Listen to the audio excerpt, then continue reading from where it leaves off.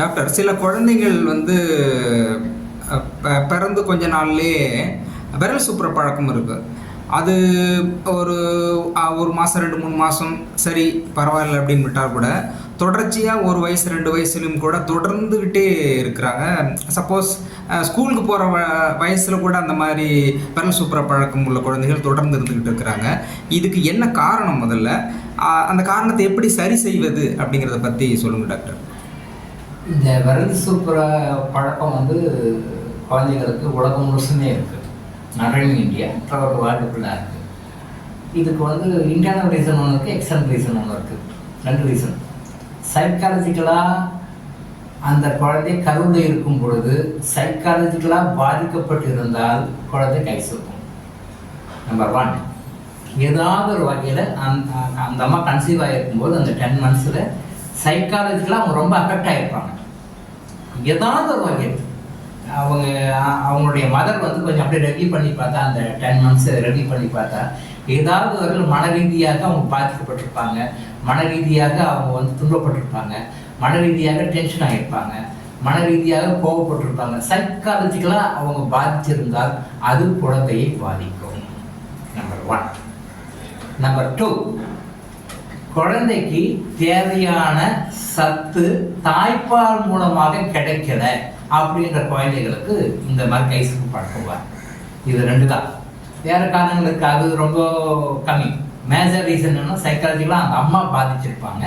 2வது, குழந்தைக்கு தேவையான நியூட்ரிஷன் மதர் மில்க் மூலமாக கிடைக்கல.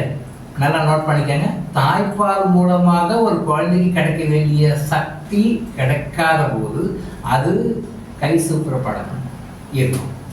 இப்போ இதுக்கு வெவ்வேறு விதமான ட்ரீட்மெண்ட் கொடுப்பாங்க. கையை போட்டு கட்டி வைப்பாங்க, திட்டுவாங்க, அடிப்பாங்க, அப்புறம் வந்து மிளகாத்தூள் தடவி விடுவாங்க, வேப்பெண்ணெய் தடவிடுவாங்க, நீங்கள் கசப்பான ஆயில் தடவி விடுவாங்க. இதெல்லாம் வந்து முரட்டுத்தனமான ட்ரீட்மெண்ட்டு. அதனால் நான் ஏற்கனவே சொன்ன மாதிரி குழந்தை சைக்காலஜிக்கலாக மன ரீதியாக பாதிக்கும். இந்த பாதிப்பு இந்த பாதிப்பு குழந்தையினுடைய வாழ்க்கையிலையும் விளையாடும். இதனுடைய பாதிப்பு பெற்றோராகி உங்களுடைய வாழ்க்கையிலும் விளையாடும். பெற்றோராகி உங்களுக்கும் இந்த பாதிப்பு கிடைக்கும். இதெல்லாம் குழந்தை கை சப்பறனால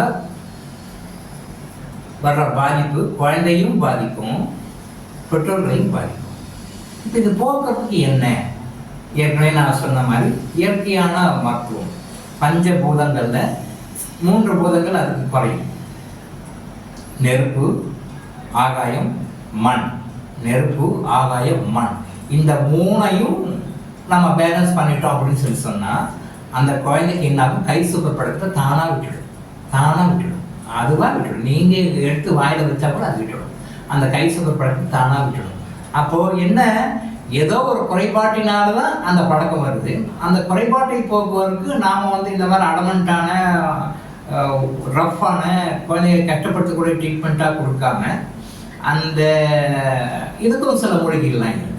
அந்த மூலிகைகளை வந்து பவுடர் தேங்காய் கலக்கி தொடர்ந்து ஒரு மண்டல் 2 மணி கொடுத்தீங்கன்னா ஆட்டோமேட்டிக்காக குழந்தைங்க அவங்களா விட்டுருவாங்க. Not as medicine, as a food. மருந்தாக இல்லை, உணவாக. எந்த பூதம் குறைந்து இருக்கிறதோ 5 பூதங்களில் 5 எலிமெண்ட்ஸ் சொல்லுவீங்க, அந்த பூதங்களை என்னன்னு கரெக்டாக கண்டுபிடிச்சி ஒரு 3 பூதங்கள் தான் நான் சொன்ன மாதிரி ஏற்கனவே சொன்னீங்க. அந்த 3 பூதங்கள் குறையும் போது அதுக்குண்டான மூலிகைகளை செலக்ட், நிறைய மூலிகைகள் இருக்குது. அதை தேர்ந்து கலக்கி தொடர்ந்து ஒரு 1 month 2 months 3 months கொடுத்தீங்க அப்படின்னு சொல்லி சொன்னால் குழந்தைகள் கை சூப்புற பழக்கம் தானாக விட்டுடுவாங்க. எப்போ விடுவாங்க? அந்த மனநிலை பாதிப்பு குழந்தைகளுடைய டிஎன்ஏ வந்து ரிமூவ் ஆகிடும். குழந்தையினுடைய பாதிப்பிலிருந்து அதை ரிமூவ் ஆகிடும். ப்ளஸ் அதன் மூலமாக பெற்றோர்களுக்கு கிடைக்கக்கூடிய அந்த பின்னால் ஒரு ஏமாற்றங்கள் வருத்தங்கள் போயிடும். ஸோ சாதாரணமாக குழந்தை கை சூப்புறது சாதாரண குழந்தையோட விஷயம், சின்ன விஷயம்னு நினைக்காதீங்க. அது பெரிய விஷயம், லைஃப்பையும் பாதிக்கும். ஸோ இதை கொடுத்தோம் அப்படின்னு சொல்லி சொன்னால் குழந்தை கை சூப்பர் பழக்கம் தானாக விட்டுடும்.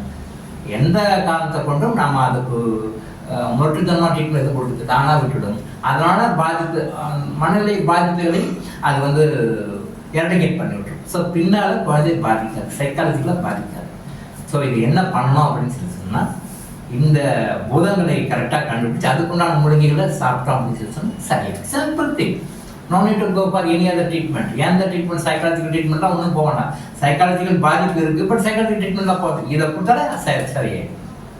ஸோ இந்த முறையில் நீங்கள் பண்ணீங்க அப்படின்னு சொன்னால் கை சுப்புற பழக்கம் தானாக பாவங்களே விட்டுடுவாங்க.